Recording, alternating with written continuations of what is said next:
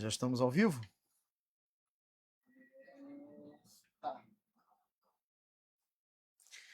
Alegrei-me quando me disseram, vamos à casa do Senhor. Boa tarde, queridos. É com muita alegria e com muito carinho que estou aqui para compartilhar a palavra de Deus com vocês, dentro ainda desse sentimento de um retiro espiritual, um retiro online. Muitos de vocês não tiveram oportunidade de viajar esse ano, como eu também não pude viajar, mas através da internet nós estamos nos reunindo e experimentando aquele sentimento das pregações de um retiro, como o projeto que Deus colocou no meu coração e que vocês estão compartilhando aqui junto comigo. Para quem assistiu desde o início e para quem não assistiu, um breve retrospecto. Nós vimos na primeira mensagem que inicialmente a presença de Deus na terra foi simbolizada através do tabernáculo que Deus deu ordem a Moisés para fazer, e ali fosse colocada a Arca da Aliança. Vimos que depois Davi desejou fazer um templo com madeira de cedro, um templo semelhante à sua própria casa, que era uma casa confortável, que era uma casa bem feita, para que ele pudesse honrar a Arca da Aliança, que era o símbolo da presença de Deus na terra. E nós vimos que Jesus depois disse para a mulher samaritana, e disse também em outros textos, que na verdade chegaria o tempo, e que já é agora, em que a presença de Deus não ficaria mais simbolizada nem no Monte Gerizim, como os samaritanos imaginavam, nem no Templo de Jerusalém, como os judeus imaginavam, mas a presença de Deus passaria a habitar no coração daquele que crê. Que o Espírito Santo iria fazer morada em nós, em todos aqueles que reconhecem Jesus como Senhor e como Salvador das suas vidas. E nós vimos que estamos num mundo que jaz no maligno, um mundo que está na escuridão, um mundo que está sem direção, que está sem rumo. E que essas pessoas que estão sem rumo na vida, elas estão olhando para aqueles que se dizem servos de Deus. E eles tentam encontrar em nós essa presença do Deus a quem nós servimos. Jesus fez essa promessa de que ele e o Pai viriam para o coração daquele que crê e fariam nele morada. Nós vimos que o próprio Espírito Santo também passaria a habitar no coração, na vida daquele que crê. E as pessoas que estão sem rumo, estão perdidas, elas ficam olhando para aqueles que se dizem servos de Deus, para tentar encontrar em nós o reflexo da presença de Deus, o brilho da presença de Deus, para que eles saiam da escuridão em que eles estão e eles sejam ensinados de forma bíblica, de forma correta, a como conhecer a Deus, a como caminhar com Deus e como receber alívio dos seus sofrimentos através do poder e da presença de Deus. E nós aprendemos também hoje de manhã, através da jornada de Elias e Eliseu, no dia em que eles se separaram, no dia em que Elias foi levado ao céu, nós vimos que aquela trajetória de Elias e Eliseu, desde o lugar onde eles saem, passando por Betel, passando por Jericó, passando pelo Jordão, que dá para fazer uma comparação muito bonita com as etapas de progresso da vida de um servo de Deus nesse caminhar do crescimento espiritual, na busca de ser um homem e uma mulher cheios do Espírito Santo. E agora, o que é que nós vamos tratar? Veja, queridos, quando nós estamos falando a respeito de um preparo para o crescimento espiritual, de um progresso na caminhada com Deus, existe um assunto que precisa ser tratado, que precisa ser esclarecido, que precisa ser entendido ao longo dessa jornada da caminhada de um servo de Deus. E esse tema que vamos tratar agora é a paciência de Deus. Como é, de fato, biblicamente, a paciência de Deus? A gente sempre imagina Deus como alguém que tem uma paciência enorme, que as pessoas podem fazer o que elas querem e que nunca vai vir consequências.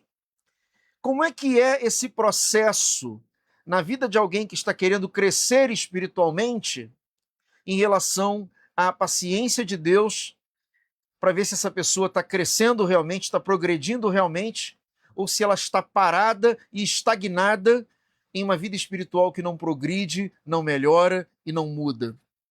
Nós vamos entender um pouco sobre isso.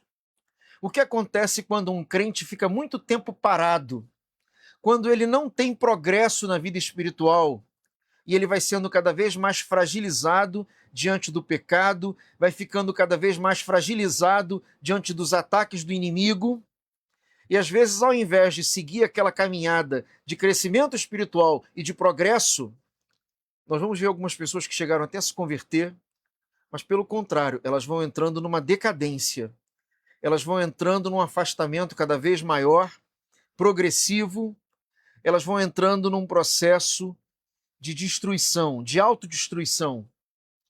E onde é que entra a questão da paciência de Deus em relação a isso? Em relação ao crente que se desinteressou pelo crescimento espiritual, em relação ao servo de Deus que não está mais nessa busca de um progresso, de um crescimento na sua vida e na sua caminhada com Deus. Nós vamos ver isso na Bíblia, vamos ver bem calmamente, bem detalhadamente. Pegue, por favor, o seu caderno, a sua folha de papel, pegue uma caneta.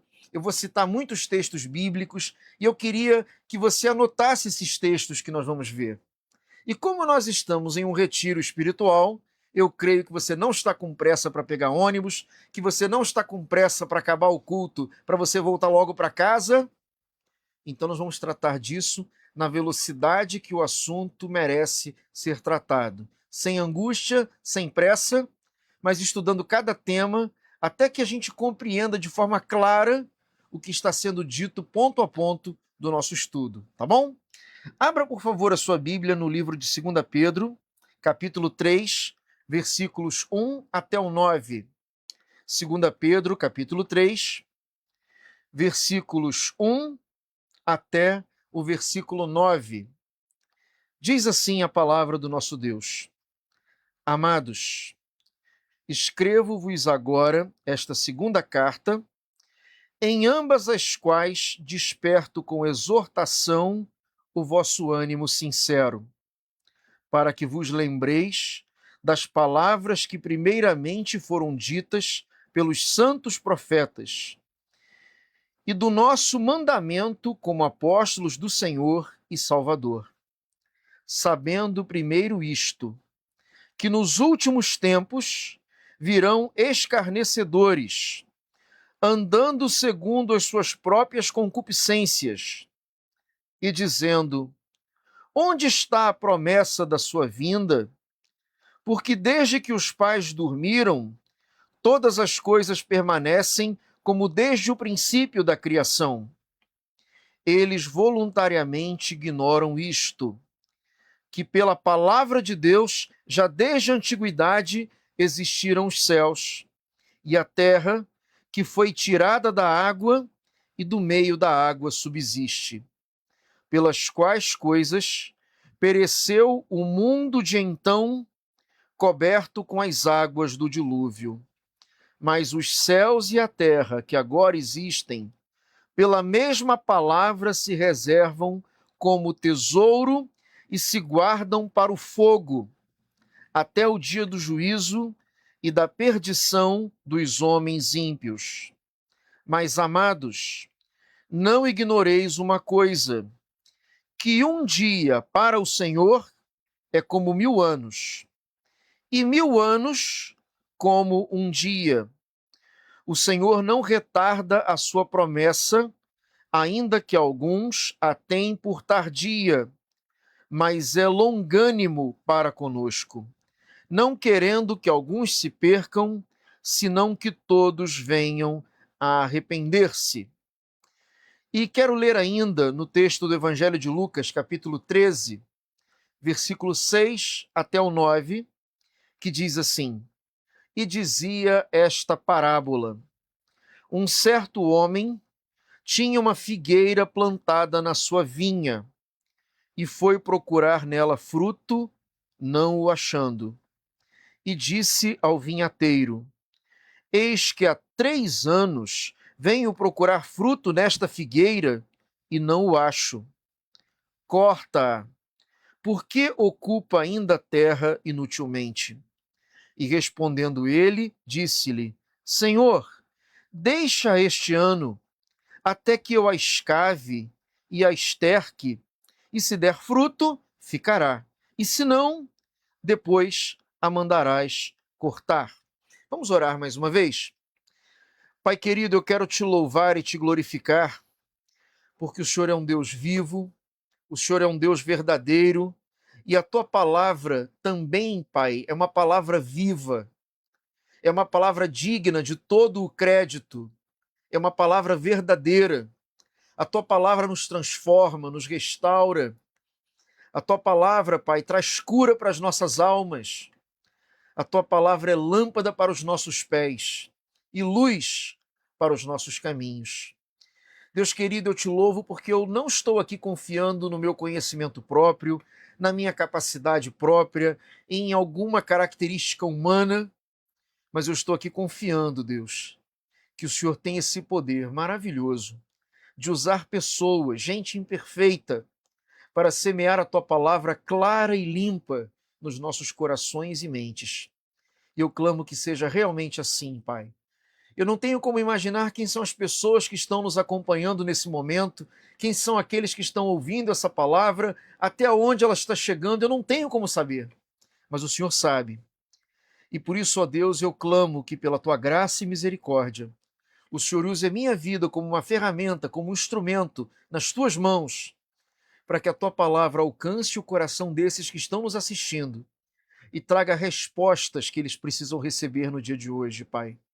Que eles precisam ouvir da parte do Senhor no dia de hoje. É o que nós pedimos e agradecemos em nome de Jesus. Amém e amém. Irmãos queridos, como eu disse no início, nesse processo do crescimento espiritual de alguém, alguns buscam com mais intensidade, vivem um progresso, um crescimento mais rápido, outros vivem esse progresso de uma forma mais lenta. E qual é o limite da paciência de Deus na espera de que alguém que já viveu a entrega da vida a Ele, viva também esse crescimento, esse progresso na caminhada com Ele, para que se torne alguém que Deus possa usar para a sua obra, para que seja também um instrumento dele, para que seja um homem e uma mulher cheios do Espírito Santo nessa terra que vive na escuridão. Como é que é essa questão da paciência de Deus em relação à demora para o progresso, para o crescimento espiritual de alguém? Veja, queridos, a primeira coisa que nós observamos dentro desse texto que eu li, de 2 Pedro, capítulo 3, versículo 1 até o 9, é que muitas pessoas iriam zombar dos cristãos nos últimos tempos, dizendo que o tempo previsto na Bíblia para a punição de Deus sobre essa terra seria um tempo que nunca ia chegar. E eles iam dizer da seguinte forma: tantas pessoas pregam que Deus vai fazer o julgamento dessa terra, mas já passou tanto tempo, já aconteceu tanta coisa terrível sobre a terra, e esse julgamento final ainda não veio. Será mesmo que ainda vai vir? Seria a pergunta dos incrédulos. Mas o texto de Pedro ele é muito claro quando diz, lá no versículo 9, que ainda que a promessa de Deus pareça tardia, pareça demorada, quem diz isso é porque não entende a longanimidade de Deus. O que significa isso? O que é ser longânimo? O que é longanimidade? É a virtude de suportar com firmeza contrariedades em benefício de outrem. Magnanimidade, generosidade, é exatamente o longo ânimo, ou seja, uma capacidade de esperar um pouco mais do que seria o normal, de esperar um pouco mais do que seria o natural, pela mudança e pela transformação de alguém. Eu não sei há quanto tempo você já conhece a Deus, Eu não sei há quanto tempo você entregou a sua vida a Cristo, e eu não sei há quanto tempo Deus está esperando que ocorra uma transformação da sua parte. Talvez alguns dizem, puxa, Deus tem sido paciente até demais comigo, porque Ele já me deu tanto tempo e eu ainda não vivi a transformação que eu preciso viver. E outros talvez vão dizer, graças a Deus, eu já consegui progredir muito, já consegui mudar bastante em relação ao que eu era e em relação ao que eu sou hoje. Mas do mesmo modo como haveria pessoas zombando dos cristãos e tentando até zombar do próprio Deus pela sua longanimidade, é importante que você entenda que a longanimidade de Deus é fruto do amor que Ele tem por nós. Então, o amor que Deus tem por nós faz Ele ter uma paciência um pouco maior do que seria o esperado, porque o desejo de Deus não é punir a mim, nem punir a você. O desejo de Deus como Pai amoroso, como Pai que realmente se importa, como Pai que realmente ama, é ver a sua mudança, é ver a sua transformação e celebrar a sua transformação. Queridos, é muito interessante que quando alguém é criança e ela está, por exemplo, na escola e ela faz ali uma prova, quando ela chega em casa com uma prova que a nota foi boa, se ela tirou uma nota 10, ela chega em casa sorrindo, procurando onde é que está a mamãe, onde é que está o meu pai, e ela não vê a hora de ser vista pelo pai e pela mãe, de mostrar ali aquela prova e de exibir aquela nota alta, exibir aquela nota 10, para receber ali um abraço, um carinho do pai, da mãe, em celebração a essa vitória pela boa nota alcançada na escola. Mas quando a criança ela vem da escola para casa, após o resultado de uma prova e a nota foi péssima, ela vem quase que se escondendo pelo meio da rua. Ela, quando chega em casa, tenta abrir a porta bem devagarzinho, de preferência para nem ver o pai e não ver a mãe, e torcendo para que eles estejam ocupados com alguma outra coisa, para que ele não precise nem sequer falar daquela prova que ele fez. Até porque alguns pais são bastante severos, realmente. Mas, queridos, como é que a Bíblia apresenta Deus como Pai para nós em relação a isso? Veja, pelo fruto do amor que Deus tem por nós, Deus é um ser que torce, ele é um ser que deseja ver você aumentando a sua nota na prova da vida. Deus é um ser que se alegra quando você melhora, quando você progride, principalmente quando você consegue reconhecer os seus erros e tomar uma decisão verdadeira e sincera de tomar atitudes que te levem a mudar. Deus, ele percebe quando alguém realmente está arrependido, quando alguém realmente enxerga os seus próprios erros e está querendo progredir e se tornar alguém melhor. Deus observa quando isso ocorre com sinceridade. Mas Deus também conhece o coração daqueles que já perderam de vista o desejo de mudança. Aqueles que estão acomodados da forma como a vida está e não têm nenhum desejo de se consertar em relação aos erros que cometem. Deus observa e Deus diferencia uma coisa da outra. Então, como é que é a paciência de Deus em relação ao crescimento espiritual dos seus filhos? Deus tem uma paciência longa, mas não é uma paciência infinita. Eu vou repetir essa frase porque ela tem que ficar muito clara no seu coração. Deus tem uma paciência que é maior do que aquilo que seria o normal, é uma paciência longa, mas não é uma paciência infinita. E nós vemos isso no segundo texto bíblico que eu li, que é o texto do Evangelho de Lucas, no capítulo 13, versículos 6 a 9. Jesus, para explicar como é que era, para demonstrar e explicar como é que é a paciência de Deus, ele conta a história de um homem, dono de uma vinha, ou seja, de uma chácara, de uma pequena fazenda, de um sítio, e ele diz assim: eu plantei aqui uma figueira e já tem vários anos que eu venho aqui procurando fruto nessa figueira e não encontro. Observe esse detalhe da frase. Já tem vários anos que eu procuro fruto nessa figueira e não encontro. E o que ele diz para a pessoa que administrava o sítio? Corta essa figueira. Por que ela continua ocupando a terra inutilmente? Por que ela está aqui consumindo os nutrientes através das suas raízes que poderiam estar sendo aproveitados por outras árvores, essas sim frutíferas? Ou seja, chega um momento em que, depois de um tempo de busca de fruto, de resultado, de transformação, de mudança, quando Deus vê que a nossa vida está acomodada, uma das coisas que pode acontecer é esse encerramento da paciência de Deus, que é o doloroso momento quando Deus diz basta, encerrou, acabou o tempo. Mas observe que dentro dessa mesma parábola houve um pedido para que essa paciência se estendesse um pouco mais. O administrador da fazenda diz assim para o dono: por favor, espere apenas mais um ano. Eu vou colocar adubo, eu vou tirar as folhas mortas, as folhas secas, eu vou afofar a terra ao redor das raízes para que entre melhor a água. Vamos dar o prazo de mais um ano para essa figueira?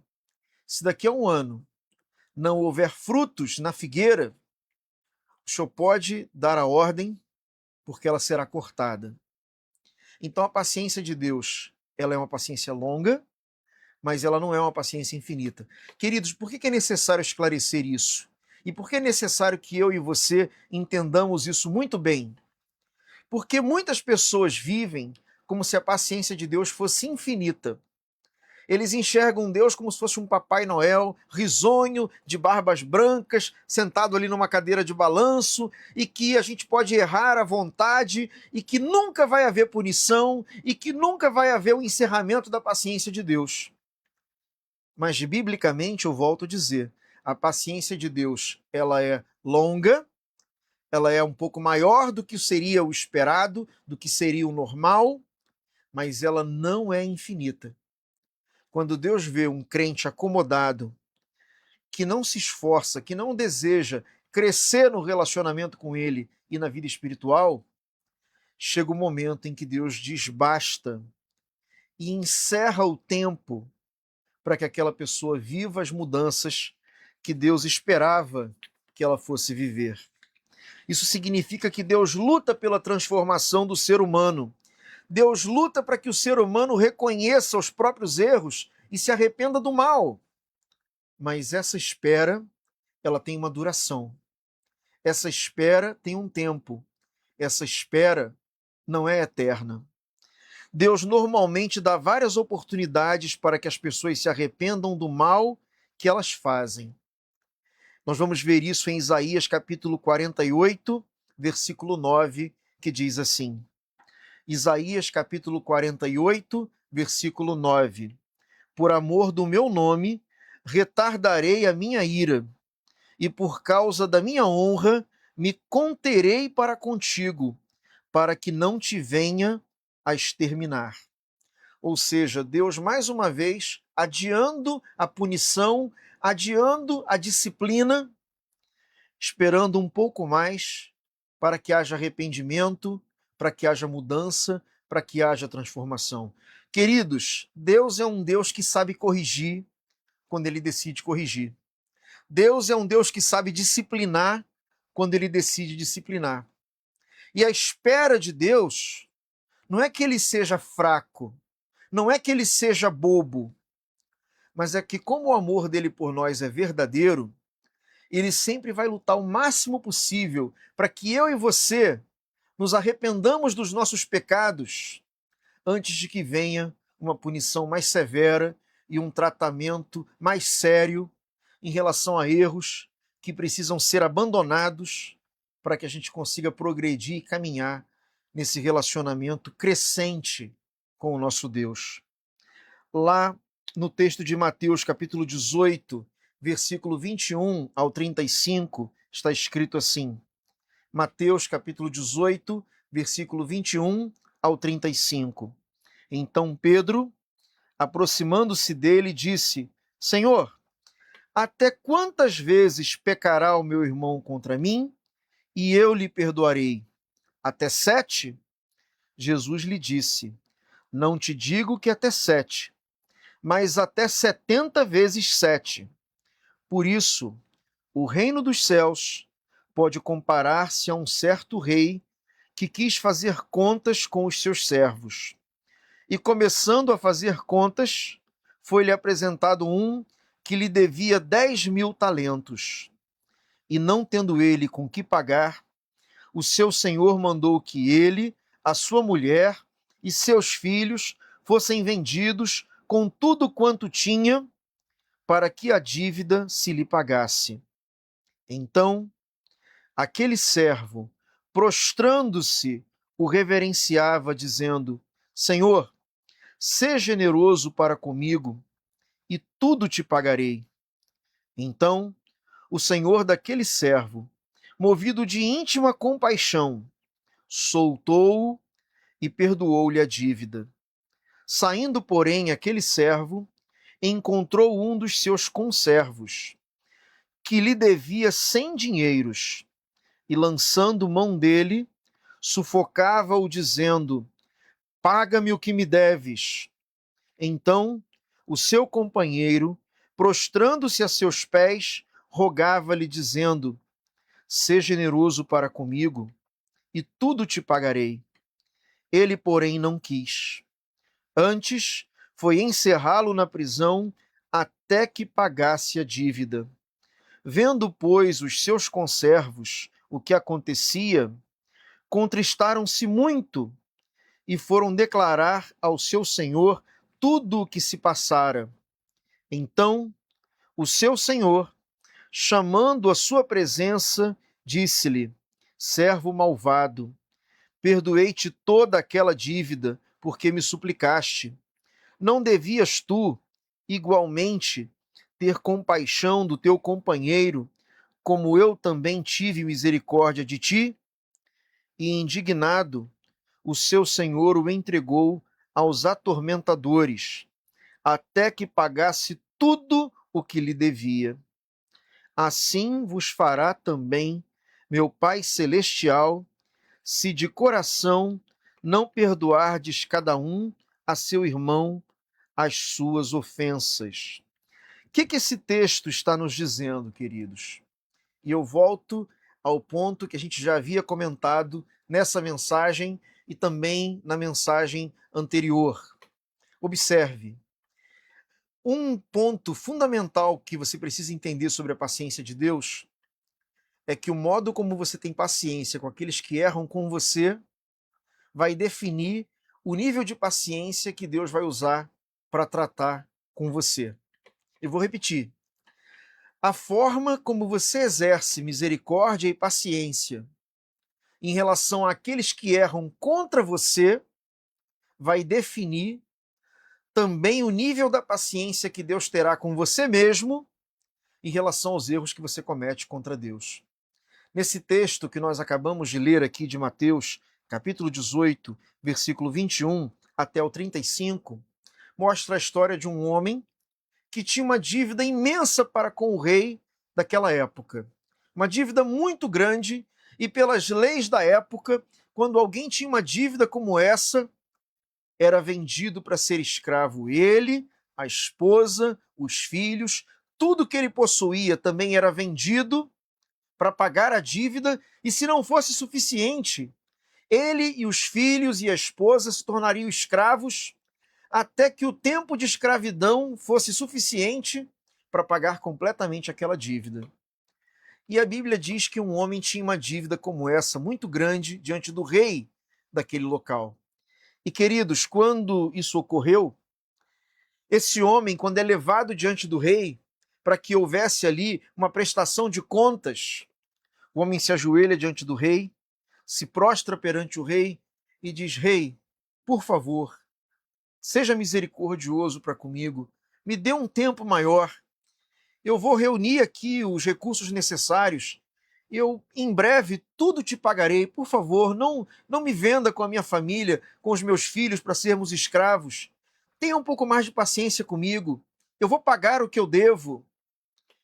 E a Bíblia diz que esse rei ficou compadecido da atitude desse homem, e apesar da dívida dele com o rei ser uma dívida tão grande, ele disse para o homem: você está liberado, você pode ir embora.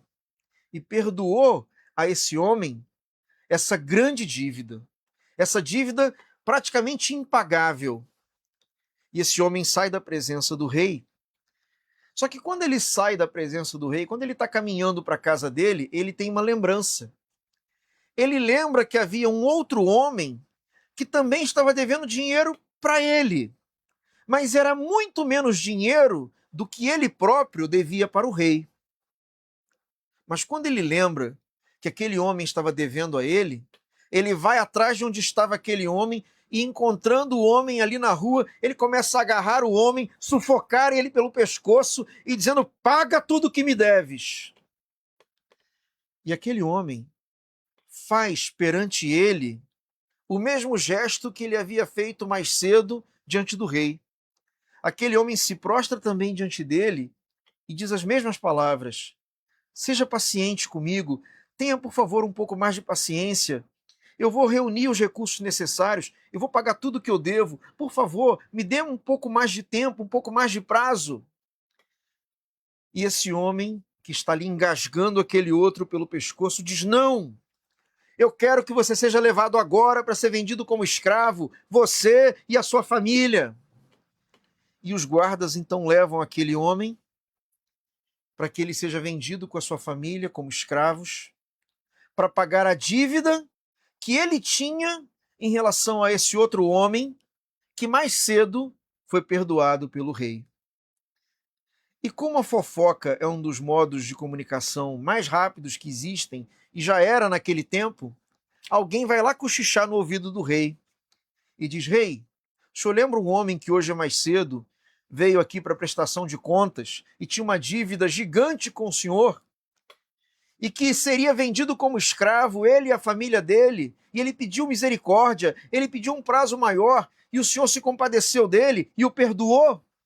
Pois olha, quando ele saiu daqui, ele encontrou um outro homem que devia dinheiro para ele, engasgou o homem, quase matou, e obrigou que ele fosse vendido como escravo, e a família dele, para que fosse paga a dívida, que era uma dívida muito menor do que essa grande dívida que o senhor perdoou a ele mais cedo.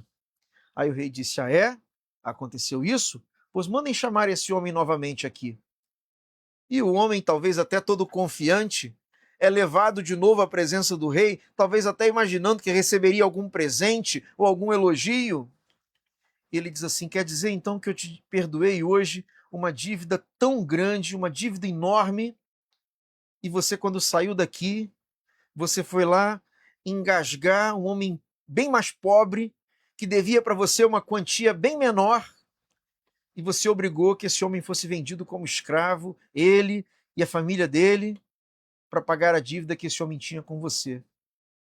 Por que você não perdoou esse outro homem? Do mesmo modo como eu te perdoei hoje aqui, uma dívida bem maior, por que você também não perdoou ele? E aquele homem não teve resposta para dizer.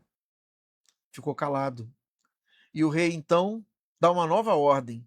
Pois olha, pode prender esse homem, que ele seja levado como escravo, e que ele só saia da prisão, só saia da vida de escravo, depois que ele pagar o último centavo que ele deve. Já que ele quer ser rigoroso na cobrança de quem deve para ele, pois então eu vou cobrar ele também com o mesmo rigor. E ele vai ficar lá, até que ele pague o último centavo da dívida que ele tem comigo. Então, queridos, em relação a esse critério da paciência de Deus, com aquele que erra, com aquele que peca, a maneira como você tratar aqueles que erram contra você vai fazer uma grande diferença em relação ao critério que Deus irá utilizar para julgar a você mesmo. Isso é muito importante que você saiba. Na mensagem de hoje de manhã, falamos sobre o perdão e agora nós estamos vendo esse critério. E que, inclusive, como eu citei hoje mais cedo, consta na própria oração do Pai Nosso, quando Jesus nos ensina a dizer: Pai, perdoa-nos assim como nós perdoamos aqueles que nos devem, aqueles que nos ofendem. É muito importante que você entenda isso. Você quer ser alvo da misericórdia de Deus? Você quer ser alvo da paciência de Deus, da misericórdia de Deus sobre a sua vida? Então seja também paciente, seja misericordioso, seja perdoador em relação àqueles que fazem algo contra você. Porque o critério que você utilizar com aqueles que devem para você, com aqueles que ofendem a você, vai interferir no critério que Deus vai usar para julgar a sua própria vida. É muito importante que você entenda isso. Veja, queridos, se a paciência de Deus fosse sem limites, isso na verdade seria uma injustiça. Vou repetir essa frase. Se a paciência de Deus fosse sem limites, isso na verdade seria uma injustiça.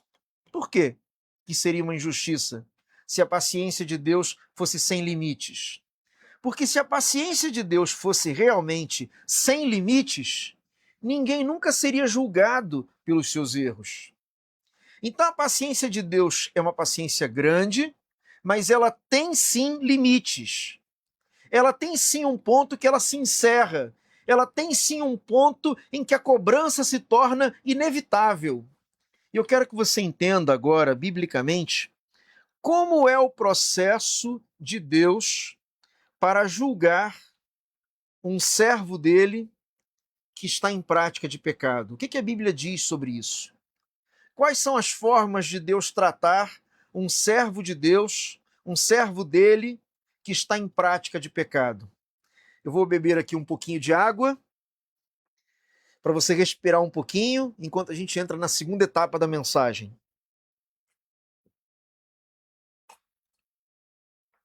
Nós estamos num retiro, você não está com pressa de ir embora, você vai dormir por aqui mesmo, então nós podemos ter um tempo maior de estudo da palavra de Deus.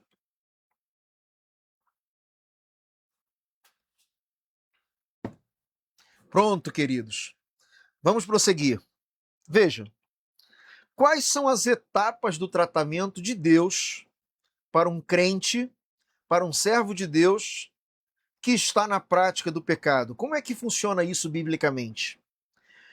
Eu quero que você entenda que existem alguns textos bíblicos, e por isso eu pedi que você pegasse um caderno, um papel, uma caneta, porque eu estou citando vários textos bíblicos e vou citar ainda vários textos hoje, que existem 3 critérios de tratamento de Deus para com o crente que está em prática de pecado. 3 critérios. E são critérios crescentes. O primeiro deles é a repreensão, eu vou explicar. O segundo deles é o que a Bíblia chama de açoites, ou em outros textos chama de disciplina de Deus, é o nível número 2, eu vou explicar. E tem o nível 3, que é a morte prematura. Mas eu quero que você preste bem atenção, para você não sair por aí falando coisas que eu não disse. Eu quero que você preste atenção nesse detalhe. Embora a morte prematura seja uma das formas de punição de Deus, nem toda morte prematura é fruto de uma punição de Deus. Eu vou repetir essa frase, eu quero que você entenda, para que você não saia falando coisas que eu não disse. Embora uma das formas da punição de Deus pode ser a morte prematura, porém, nem toda morte prematura ocorre como fruto de uma punição de Deus. Existem outras coisas que podem gerar uma morte prematura, que não é a punição de Deus. Por exemplo, a Bíblia diz que Enoque andou com Deus e teve uma comunhão com Deus tão profunda, tão grande, que Deus falou assim: Enoque, vem aqui para o céu que eu quero que você more junto comigo. E Deus o toma para si. Deus encerra a vida terrena de Enoque e Enoque é levado para a glória do céu, não por causa de um pecado, mas porque Deus quis trazê-lo para perto de si. Então, eu volto a repetir essa frase antes de prosseguir explicando esse assunto. Embora uma das formas da punição de Deus em relação ao pecado humano seja a morte prematura, nem toda morte prematura ocorre como fruto de pecado ou punição de Deus. Tá bom? Ficou claro isso? Então vamos avançar. Veja, o primeiro nível de tratamento de Deus para com um crente que está na prática do pecado é aquilo que a Bíblia chama de repreensão. O que é essa repreensão? É quando Deus usa pessoas ou usa circunstâncias para fazer com que o crente perceba que ele está errado, que ele está num caminho que vai no rumo de um abismo, que ele está em erro e que ele precisa se consertar. Veja isso aqui em Apocalipse, capítulo 3, versículo 19.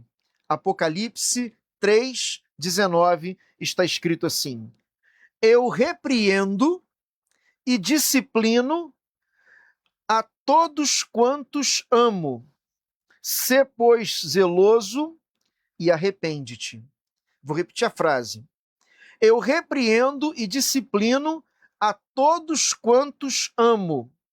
Sê, pois, zeloso e arrepende-te. Então ele fala, eu repreendo, repreensão é o primeiro nível de tratamento de Deus para com um crente em prática de pecado. E o segundo nível é disciplino. Eu primeiro repreendo e depois, se for necessário, eu disciplino. Então existe a repreensão e existe a disciplina. Como é que funciona a repreensão? Imagine que um crente está ali num pecado, está numa prática de um pecado, e Deus começa a falar ao coração dele e diz: para de fazer isso. Esse caminho vai te levar para a destruição. Isso que você está fazendo é uma coisa que vai te fazer muito mal, você precisa parar com isso. Quando aquele crente, ao ser tocado pela presença de Deus, ou até alguém que Deus usa para que venha falar com ele, quando ele reconhece o erro dele e ele se arrepende, e ele busca o perdão de Deus com sinceridade e verdade, logo no início do processo, Deus o perdoa e nem chega a acontecer alguma consequência ruim em relação a ele.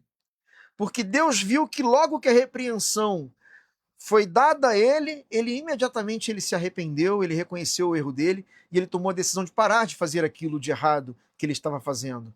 Então a repreensão é o primeiro nível de tratamento de Deus para com um crente que está na prática do pecado. E quando Deus repreende, se existe ali um arrependimento, uma mudança de vida, vem o perdão de Deus e a pessoa volta à vida normal que ela sempre teve. Mas imagine que Deus repreenda a alguém, mas a pessoa responda: eu vou continuar fazendo o que eu estou fazendo.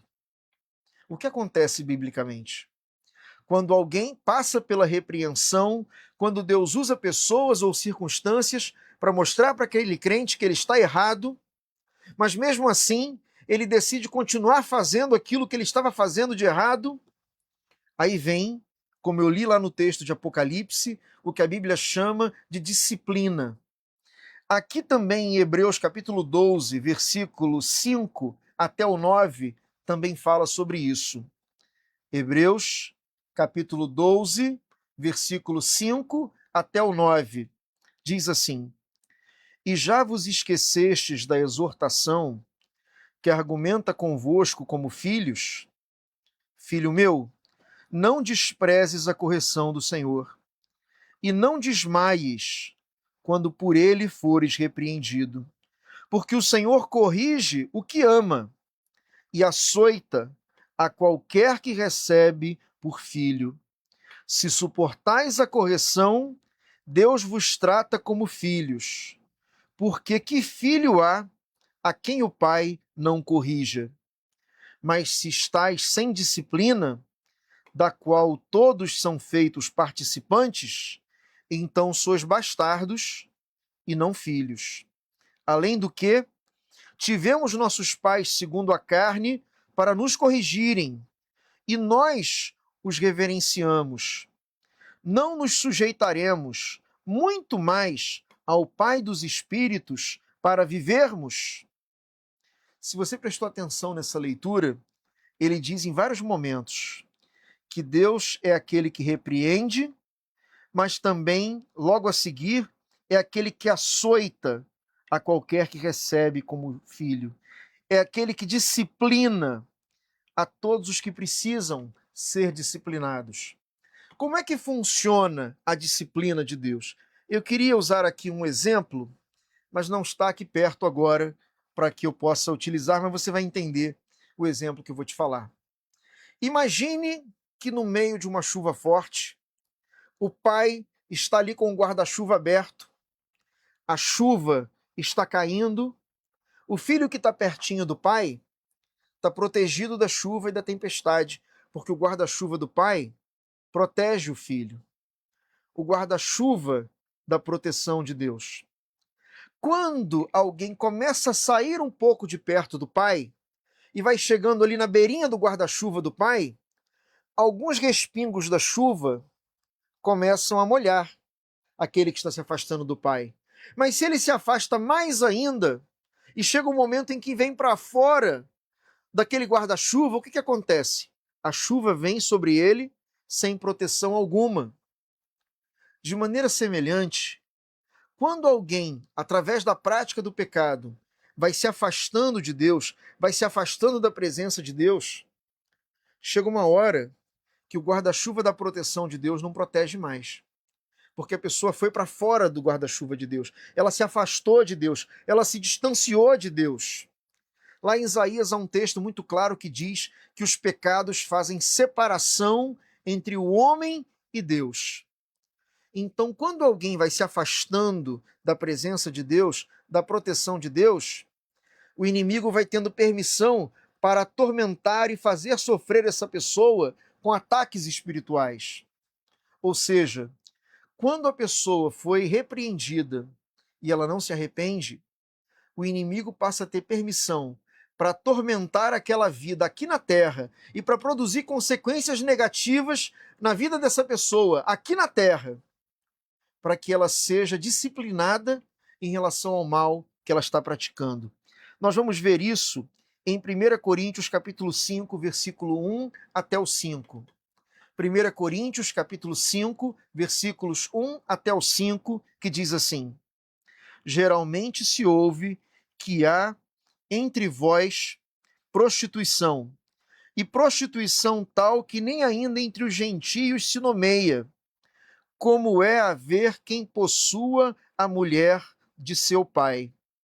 Estais ensoberbecidos, e nem ao menos vos entristecestes por não ter sido dentre vós tirado quem cometeu tal ação.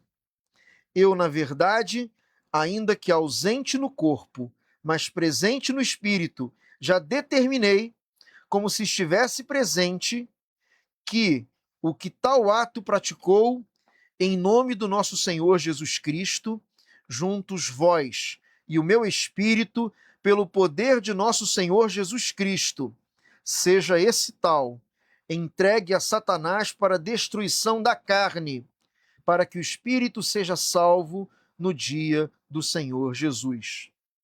Vamos entender essa cena.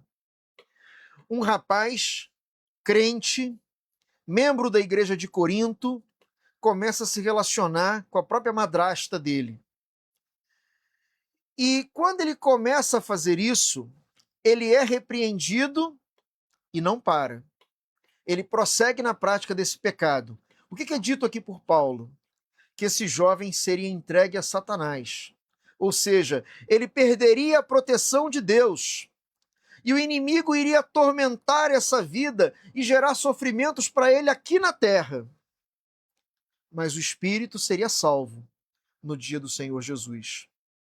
Entenda que o inimigo não tem o poder de tocar na nossa salvação. E por isso que muitas pessoas têm medo de pregar a certeza da salvação, porque dizem, pastor, por favor, não pregue isto. Se o senhor ensinar que o crente não perde a salvação, ele vai se jogar em tudo quanto é pecado, ele vai se jogar em tudo quanto é erro, porque ele vai achar que não vai acontecer nada com ele. Vou pedir aqui para o meu amigo Lucas que traga um pouquinho de água para mim, que acabou o meu reservatório aqui.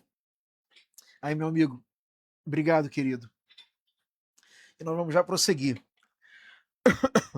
Sempre que a gente ensina esses assuntos, coisas acontecem para que isso não seja ensinado. Mas pela misericórdia e graça de Deus, hoje você vai aprender isso claramente. Nós estamos aprendendo que existe sim uma disciplina de Deus sobre a vida de um crente que prossegue na prática do pecado, mas que essa disciplina, ela não toca na salvação.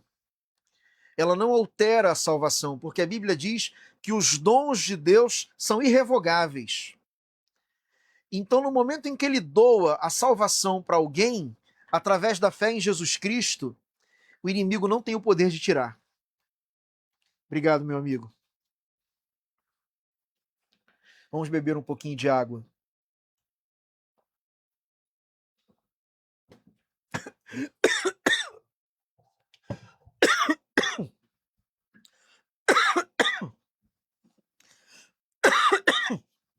Vamos prosseguir. Como eu estava dizendo,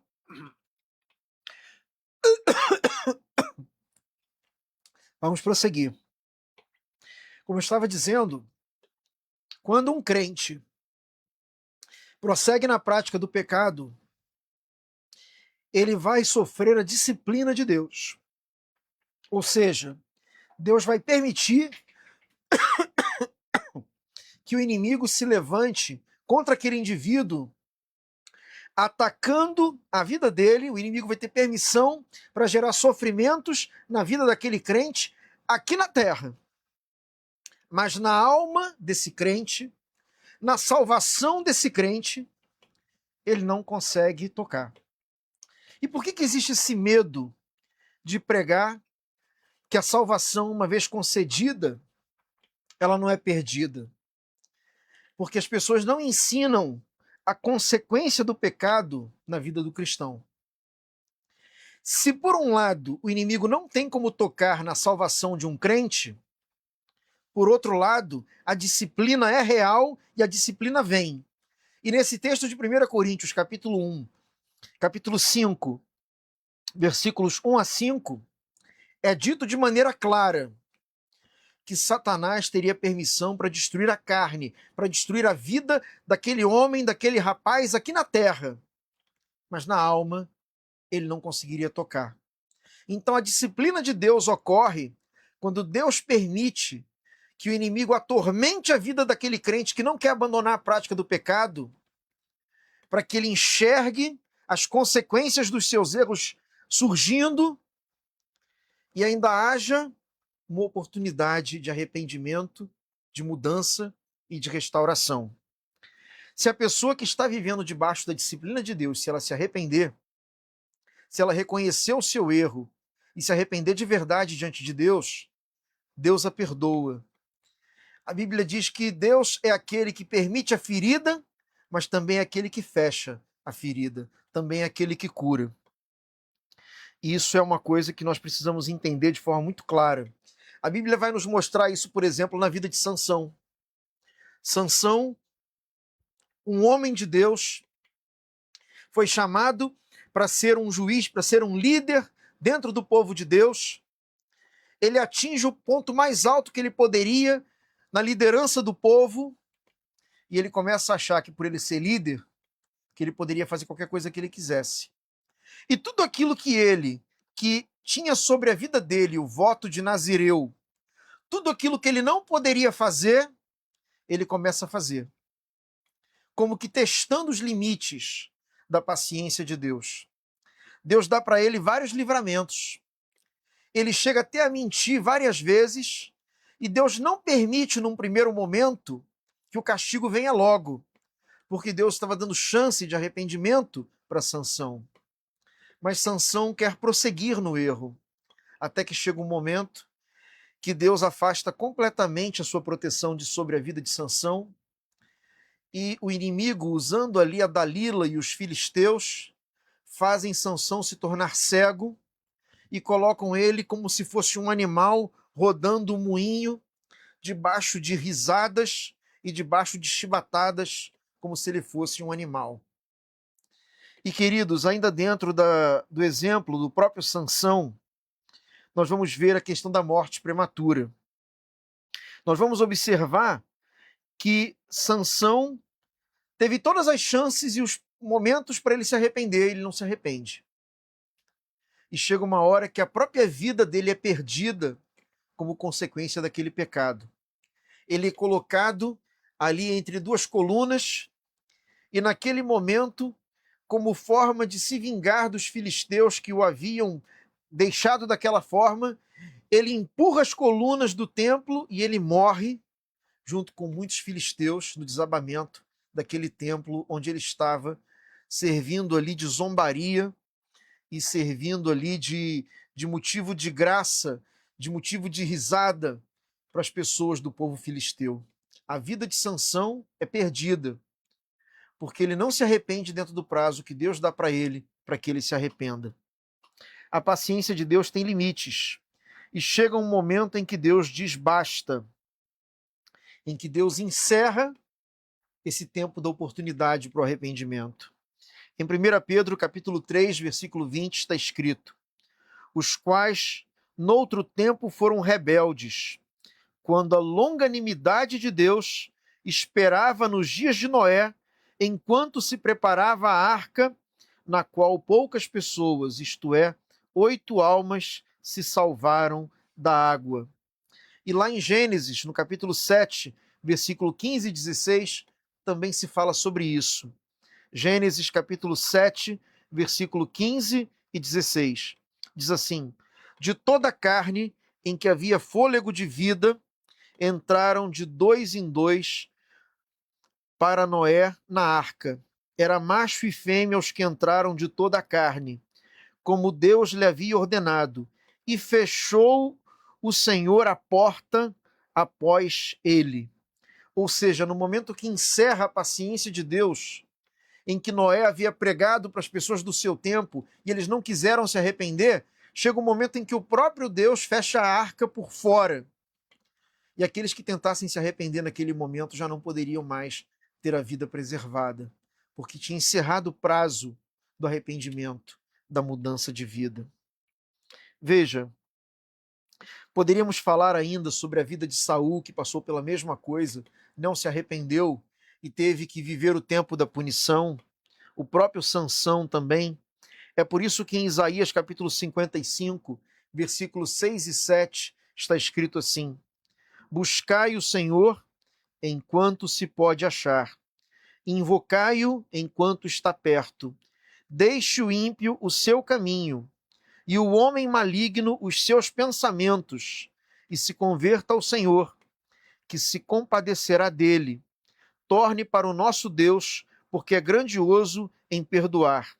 Ou seja, Deus dá um tempo de arrependimento, mas se a pessoa despreza essa oportunidade, chega um momento em que o próprio Deus vem cobrar contas do arrependimento que não houve por parte daquele que estava em prática de pecado, queridos.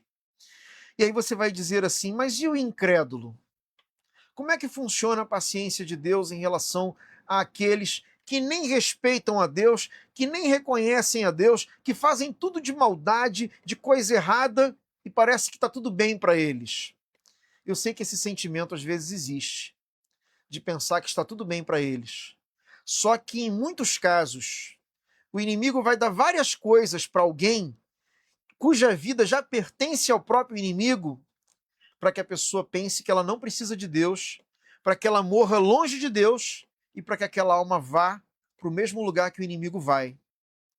Então você vai ver muitas vezes pessoas que não são crentes, pessoas que não creem em Deus, que não creem em Jesus, tendo uma vida aparentemente ótima, porque elas estão sendo engordadas como um porquinho que está sendo engordado para ser assado no final do ano. Esse porquinho poderia achar que o dono dele é uma bênção, porque ele é tratado com tudo de bom e do melhor. Mas no final do ano, no dia em que ele vai ser preparado para ser assado para a festa do final do ano, ele vai descobrir por que ele era tratado com tanto carinho. Queridos, o inimigo nunca dá nada para alguém. Ele vende e vende cobrando muito caro, que é a destruição da vida daquele que recebe algo das mãos do inimigo. O único que nos dá realmente alguma coisa em amor é o nosso Deus.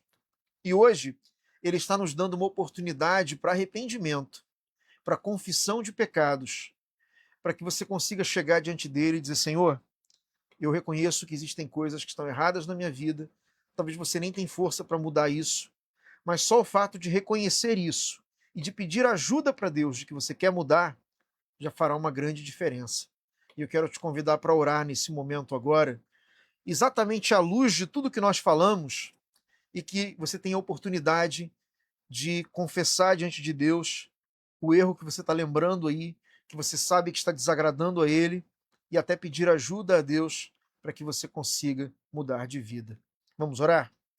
Pai querido, eu te louvo e te glorifico, porque o Senhor é um Deus de amor e de misericórdia, mesmo sendo um Deus todo-poderoso, mesmo sendo um Deus que tem o poder de punir, em muitos casos, o Senhor adia a punição para que haja arrependimento do teu povo, Pai, para que haja um abandono dos pecados, para que haja uma santificação.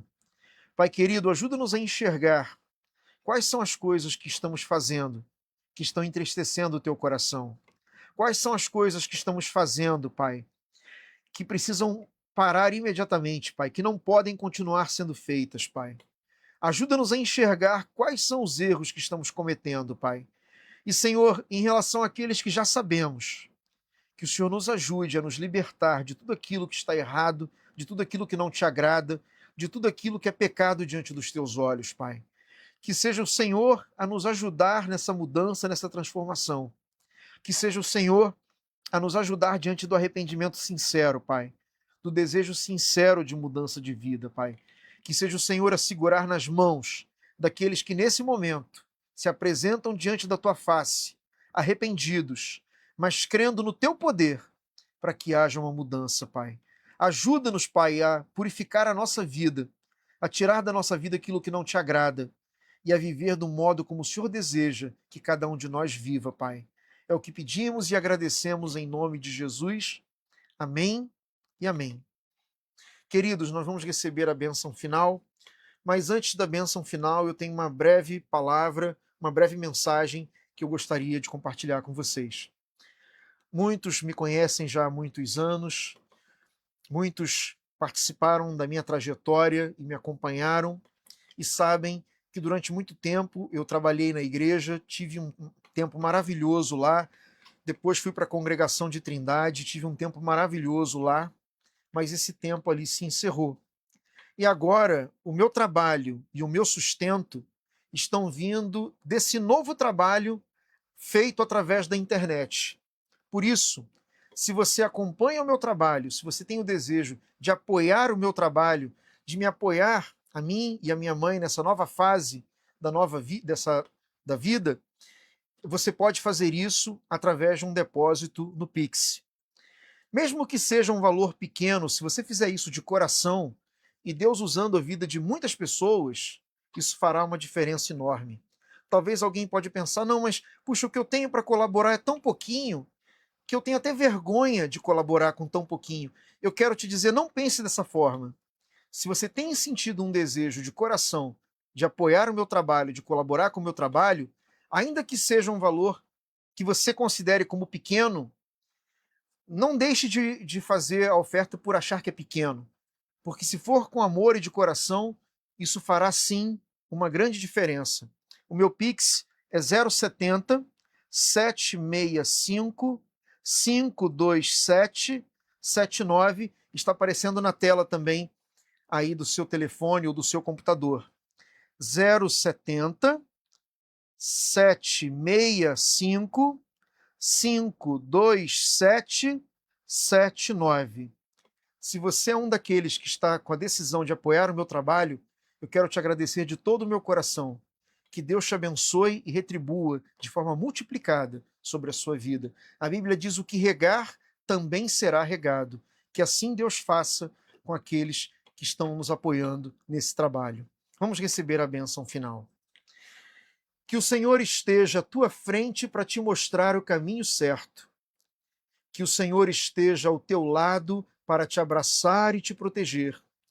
Que o Senhor esteja atrás de ti para evitar que homens maus e perversos te armem ciladas. Que o Senhor esteja junto de ti para te amparar quando caíres. Que o Senhor esteja dentro de ti para te consolar quando estiveres triste. Que o Senhor esteja acima de ti para abençoar-te e para fazer o que está além das tuas forças.